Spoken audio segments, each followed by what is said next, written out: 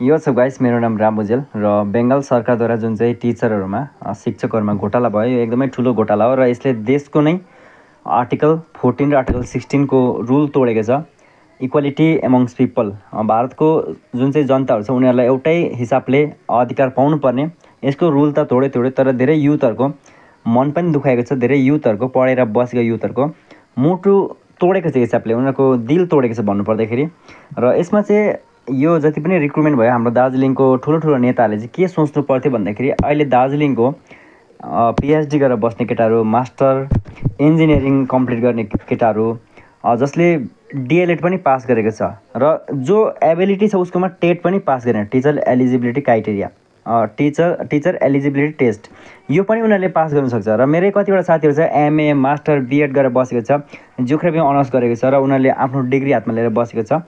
अनि कतिजना युथहरू यस्तो छ, कतिजना पढेर बसेको जसले पिएचडी गरेको छ, मास्टर गरेको छ, इन्जिनियरिङ गरेको छ, बिएड गरेको छ, जसकोमा डिग्री छ, त्यो केटाहरू चाहिँ गएर गान्तोकमा राति 1 बजीदेखि बिहान 4 बजीसम्म भारी बोक्ने काम गरिरहेको छ। एक हिसाबले भन्नुपर्दाखेरि त हाम्रो दार्जिलिङको नेताहरूकोमा त्यो एबिलिटी थियो, त्यो एकदम सोच्ने शक्ति थियो भने त उनीहरूले पैसा नहेरेर हाम्रो युथ हेर्नुपर्ने हो।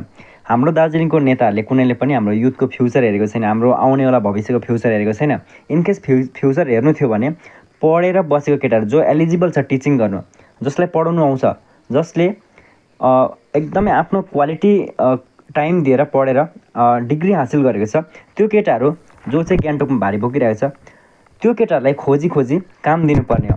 हाम्रो दार्जिलिङमा पढेर बसेको केटाको कमी छैन। र केही दिन अगाडि एउटा सुबु ब्रो ब्लग्स रक्स भन्ने एउटा युट्युब च्यानलबाट एउटा भिडियो आउँछ फेसबुक पेजमा, त्यो केटाले भन्छ हाम्रो दार्जिलिङमा चाहिँ जनता कमी भएको र त्यही कारण बङ्गालीले हेपे गरे। अझै हाम्रो दार्जिलिङमा मान्छे अरे नानी 3-4 जना सकेसम्म जन्माउनु पर्ने अरे। र यो स्टेटमेन्ट यति साह्रो घिनलाग्दो र घटिया बुर्बक एउटा अनपढ स्टेटमेन्ट हो मेरो विचारमा। यो स्टेटमेन्ट तपाईँहरूले पनि सुन्नुभयो भने तपाईँलाई पनि अलिकति सोच्न पर्छ होला कि यो सुबु ब्रो ब्लग्स रक्स भन्ने केटाको दिमाग ठिक छ जस्तो मलाई कुनै पनि हालतमा लागेन। तपाईँहरू अहिले पनि गएर त्यो मान्छेलाई सर्च गरेर हेर्न सक्नुहुन्छ, म लिङ्क डिस्क्रिप्सनमा हालिदिनेछु।